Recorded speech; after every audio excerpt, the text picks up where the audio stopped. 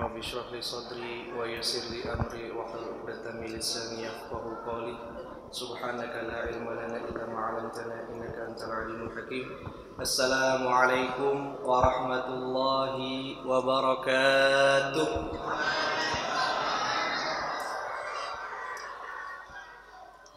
Kayaknya kurang semangat ya, apa belum makan tadi? Kita ulangi sekali lagi ya, biar semangat. Assalamualaikum warahmatullahi wabarakatuh.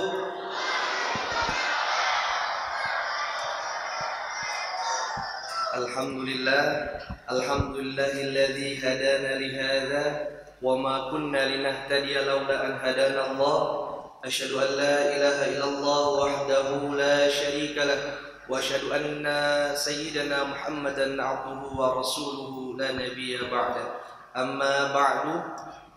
Hadirin bapak-bapak, ibu-ibu sekalian yang saya muliakan, para DKM, ketua-ketua yang ada di sini yang tidak saya sebutkan satu persatu, namun insyaallah tidak mengurangi rasa hormat dan takzim saya. Insyaallah pada hari ini kita akan membahas tentang bagaimana sebaik-baiknya menjadi manusia yang bermanfaat kepada manusia yang lainnya. Dalam sebuah hadis, Al-Imam At-Tabrani meriwayatkan sabda Rasulullah sallallahu alaihi wasallam yang berbunyi, ahabbul nasi ilallahi anfa'uhum linnas wa ahabbul a'mali ilallahi sururun tudkhiluhu 'alan nasi, yang artinya bahwasanya sebaik-baiknya atau orang yang paling dicintai oleh Allah Subhanahu wa taala adalah sebaik-baiknya atau orang-orang yang bermanfaat bagi orang lainnya, dan juga sebaik-baiknya atau dicintai-cintainya Allah sebuah amalan adalah memasukkan kesenangan terhadap hati seorang mukmin. Dari sini kita bisa lihat ketika kebiasaan para sahabat bertanya kepada Nabi kita Muhammad sallallahu alaihi wasallam tentang apapun kegiatan, amal, ibadah yang dicintai oleh Allah Subhanahu wa taala, Nabi akan menjawab berbeda-beda berdasarkan dari diri mereka. Ada namanya ahabul a'mal as-salat ala waqtiha, ada juga jihad fisabilillah. Maka Rasulullah akan menjawab berdasarkan orang-orang tersebut. Nah, di sini adalah Abdullah ibnu Umar. Ketika Abdullah ibnu Umar bertanya kepada Nabi Muhammad sallallahu alaihi wasallam, beliau bertanya, apakah amalan yang dicintai oleh Allah? Rasulullah menjawab, ahabbun nas ilallahi anfa'uhum linnas. Ya. Kita harus mengetahui dulu apa itu an-nafa. Apakah itu manfaat? Kita sering mendengar manfaat. Apakah manfaat? Dalam secara bahasa, manfaat itu berarti adalah diddu ad-dhar, lawan kata dari kemudorotan. Itulah manfaat secara bahasa, lawan kata kemudorotan. Tapi beberapa ulama berpendapat tentang istilah atau makna dari nafa. Salah satunya kita ambil dari Al-Imam Ar-Raghib Al-Asfahani dalam kitabnya Fi Mufradatil Quran. Beliau berkata bahwasanya an-naf'u isalul khair ilal ghair. Isalul khair ilal ghair, atau bisa kita artikan adalah menyampaikan suatu kebaikan terhadap yang lainnya. Berarti kita pribadi menyampaikan kebaikan, kita menyalurkan kebaikan kepada yang lain, itu dinamakan juga an-naf'u atau manfaat, ya kan? Wa amu an yakuna hissiyan au ma'nawiyan, dan ini umum, nggak cuman sebagai sesuatu yang bisa kita rasakan, tetapi yang ada wujudnya, tapi juga yang bisa kita rasakan secara maknawi. Itu menurut Al-Imam Ar-Raghib Al-Asfahani. Dalam kitabnya Madarijus Salikin, Imam Ibnu Qayyim, beliau berpendapat bahwasanya hakikat nafa' adalah makana lahu atharun mustamirrun ala salahi dinil abdi wa dunyahu wa masiwa dzalika mata'un za'il. Kalau kata Imam Ibnu Qayyim, beliau berkata bahwasanya nafa itu ada hakikatnya. Hakikat sebuah nafa adalah yang memiliki kebaikan, yang bisa menyampaikan apa? Asar. Asar itu adalah bekas, yang memberikan bekas mustamir, berkelanjutan. Ya. Bekas ini berkelanjutan ya, dan membekas dalam solahi dinil abdi, yaitu kemaslahatan agama suatu hamba, wa dunyahu, dan juga dunianya. Ya, jadi nafa di sini nggak cuman buat dunia saja, tetapi lebih utama adalah kemaslahatan dari suatu agama, yaitu agama seorang hamba, wa dunyahu, dan juga dunianya. Wa masiwa dzalika mata'un za'il, dan yang selain itu dibilang kenikmatan yang akan hilang, yang akan sirna. Ya, sama seperti mata'ul ghurur. Seperti itu. Ini adalah pengertian an-nafa' atau manfaat. Ya. Hadis ini banyak sekali didatangkan di dalam hadis sahih lainnya, yaitu dalam Sahih Bukhari dan Muslim dengan makna yang sama, walaupun tidak dengan lafaz yang sama. Yaitu kalau dalam Sahih Bukhari kita dapat melihat khairun nasi qarni summa ladina yalunahum summa ladina yalunahum. Dan dalam Sahih Muslim juga ada di sana dibilang man nafasa an Qur'an mu'minin qurbatan min qurabi dunya nafasallahu anhu qurbatan min qurabi yaumil qiyamah. Ya. Jadi semakin kita memberikan banyak manfaat kepada teman-teman kita memberikan manfaat kepada orang lain. Ya. Di sini apakah manfaat di sini terbatas pada sesuatu yang madi? Apakah terbatas pada sesuatu yang hanya berbentuk uang? Manfaat di sini banyak. Dalam kehidupan bersosialisasi, kita bisa memberikan manfaat sebaik-baiknya dalam hal tenaga. Kalau nggak punya uang, kita bisa membantu dengan tenaga. Kita nggak punya tenaga, kita bisa bantu dengan hal-hal yang lain. Kita mempunyai ilmu pengetahuan, kita bantu dengan ilmu pengetahuan. Apakah sebatas ilmu pengetahuan agama saja? Kita bisa menyupir, kita bisa mengajarkan orang menyetir. Itu salah satu adalah manfaat bagi orang lain. Orang-orang yang bekerja di kantoran, orang-orang yang bekerja di pemerintahan membuat KTP. Apakah bukan manfaat? Ini adalah manfaat. Kita tidak bisa melihat suatu manfaat hanya suatu yang besar saja. Bahkan dalam skala yang kecil sekalipun itu juga kita bisa bilang manfaat. Ketika kita dibantu, ditanya, Pak, kira-kira di mana ya ini letaknya komplek TNI ini misalkan, kita menjawab, ya, itu juga bisa dibilang manfaat seperti itu. Ya. Al-Imam Al-Qurtubi dalam tafsirnya ketika mentafsirkan suatu ayat yaitu wa ta'awanu 'alal birri wat taqwa wa la ta'awanu 'alal ismi wal 'udwan. Ini juga adalah asas untuk ayat saling tolong menolong, atau untuk ayat saling menjadi orang yang bermanfaat bagi orang lain. Wa ta'awanu 'alal birri wat taqwa wa la ta'awanu 'alal ismi wal 'udwan. Di sini dijelaskan liyu'in ba'dukum ba'du, untuk saling tolong menolong. Ya, dalam amal ma'ruf dan menahan nahyu anil munkar. Seperti itu. Dan dalam tafsir lain yaitu tafsir Ibnu Katsir, beliau juga menukil hadis bahwasanya Rasulullah SAW bersabda unsur akhaka zaliman au mazluman, yang artinya tolonglah saudaramu dalam keadaan dia zalim ataupun mazlum. Kaget ketika itu sahabat, ya Rasulullah, ana hadza ansuruhu wa huwa mazlum. Naam ya Rasulullah, saya menolong saudara-saudara saya yang dia itu terzolimi. Wa kaifa wa huwa zalim, dan bagaimana saya menolong orang yang zalim, kata sahabat. Maka Rasulullah menjawab, tahjazuhu wa tamna'uhu min fi'lihi. Ya. Wa hadza min nusratihi. Ya.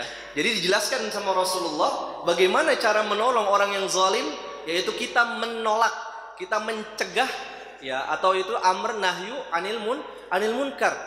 Kita mencegah terhadap perilaku munkar yang mereka lakukan, dan ini adalah cara untuk menolong saudara-saudara kita. Ya. Ini masuk ke dalam amal nahyu anil munkar. Ya. Di situ dijelaskan wa ta'awanu 'alal birri wat taqwa. Apakah albir? Apakah takwa? Kita harus menjelaskan satu persatu, harus kita uraikan. Apakah al-ism wal 'udwan? Ya. Di situ dibilang albirru. Rasulullah di hadisnya di Sahih Muslim, Rasulullah sallallahu alaihi wasallam bersabda bahwasanya albirru husnul khulqi. Albirru husnul khulqi wal ismu ma hakka fi sadrika wa karihta an yattali'a alaihin nas. Kata Rasulullah, apa itu bir? Bir itu adalah husnul khulq atau akhlak yang baik, perangai yang baik. Itulah yang namanya albir. Kita sering bilang birrul walidain. Ya. Ini harus kita pahami apa itu birrul walidain. Wabil walidaini ihsana. Itulah birrul walidain. Muamalatuhu bil khair, muamalatuhum bil hasan. Kita memperlakukan orang tua kita, ya. Memperlakukan di sini kita berbicara dengan orang tua kita mengajak orang tua kita berbicara, kita memperlakukannya dengan sebaik-baiknya. Itulah albirru, husnul khulqi, akhlak yang baik. Dan apa itu al-ismu? Al-ismu ma haka fi sadrika wa karita an yattali 'alain nas.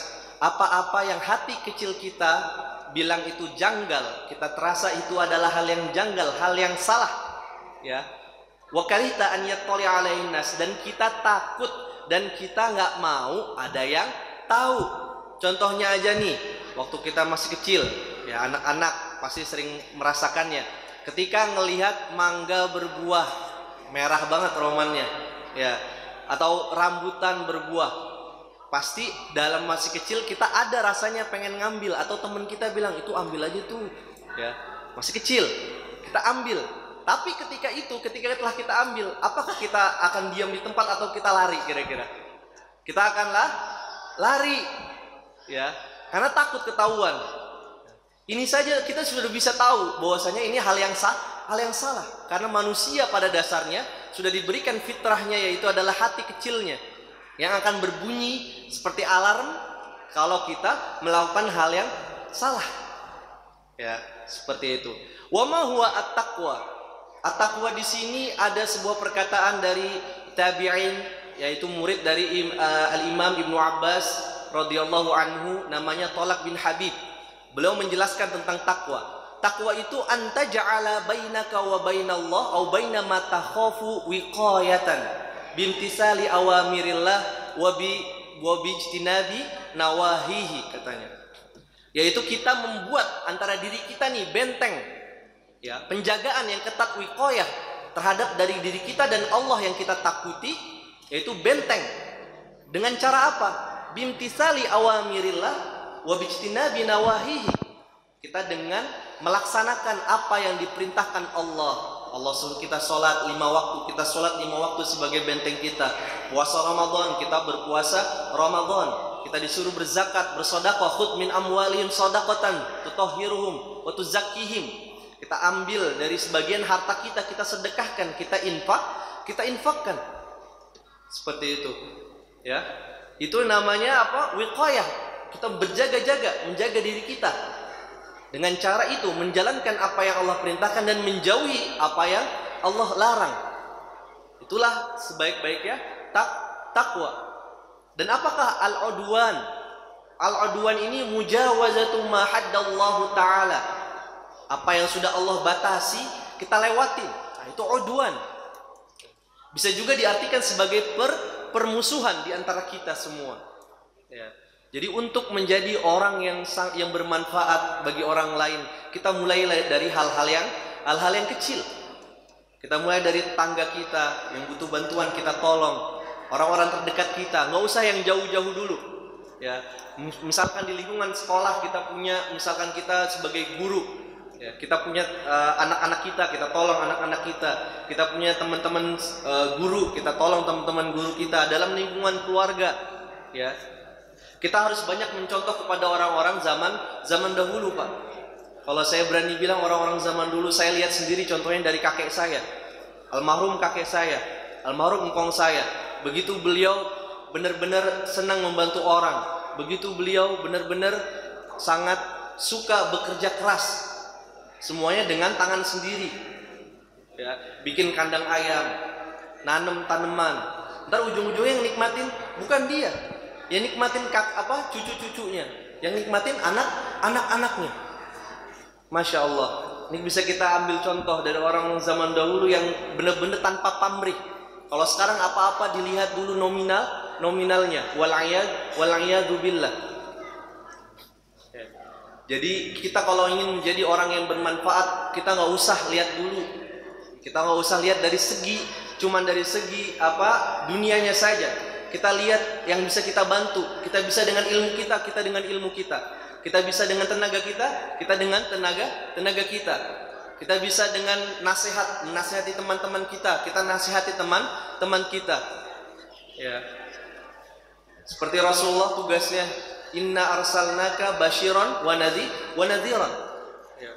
Rasulullah telah diutus untuk menjadi pembawa kabar gembira dan kabar peringatan, kabar buruk. Ya. Seperti itu. Jadi semoga kita semua menjadi orang-orang yang selalu bermanfaat bagi orang-orang yang lainnya. Amin. Amin ya rabbal alamin. Dari sini korelasinya apa tentang nuzulul Quran? Malam ini kan katanya malam nuzulul Quran. Tadi imam udah baca tadi a'udzubillahi minasyaitonirrajim, bismillahirrahmanirrahim, syahrul ramadhan alladzi unzila fihil Quran hudal linnasi wa bayyinatin minal huda wal furqan. Ya, di situ dibilang syahrul Ramadan. Ya. Ketika bulan Ramadan turunnya, juga di ayat lain inna anzalnahu fi lailatul qadar.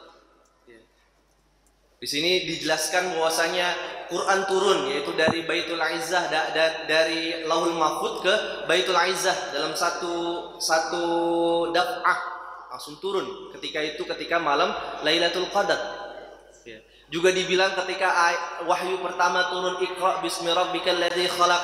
Di situ dijelaskan atau disebutkan untuk membaca, dan itu ketika bulan Ramadan juga, katanya 17 Ramadan ketika turunnya Iqra bismi rabbikal ladzi khalaq. Ya. Korelasinya adalah ketika kita diturunkan kepada kita Quran, Allah menurunkan Quran bukan cuma untuk menjadi pedoman.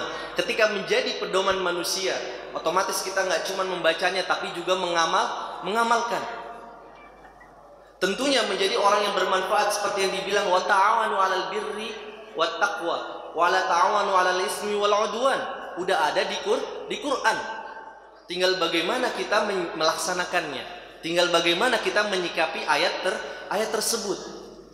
Berarti ketika kita mengetahui ini malam nuzul Quran, kita semakin mengingat bahwasanya kita bisa melaksanakan apa yang Quran perintahkan, apa yang Allah perintahkan melalui Quran.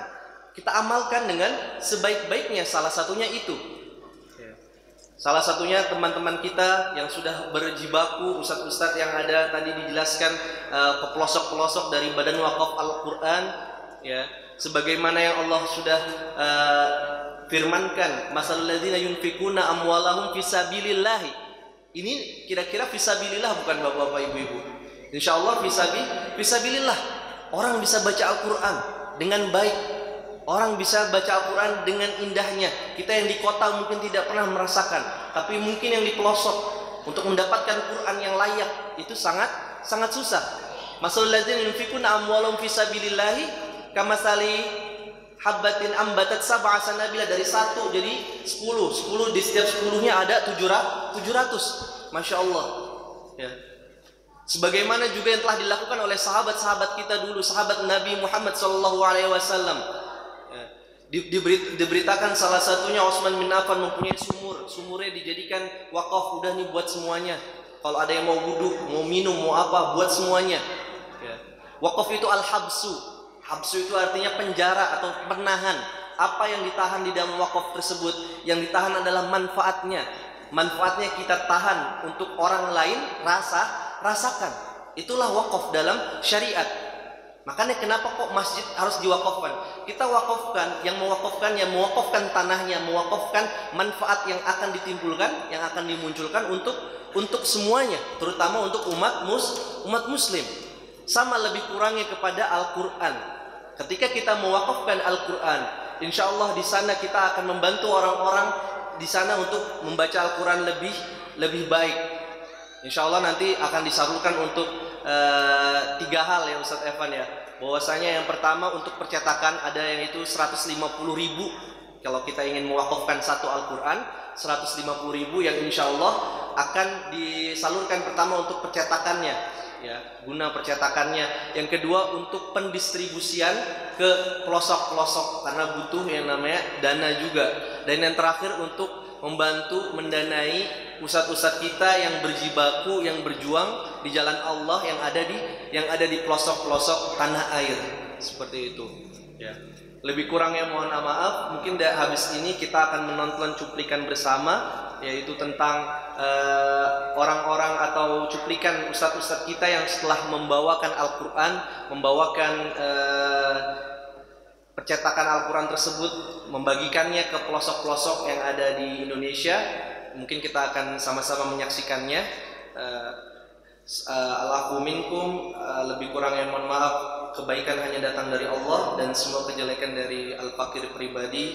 Wassalamualaikum warahmatullahi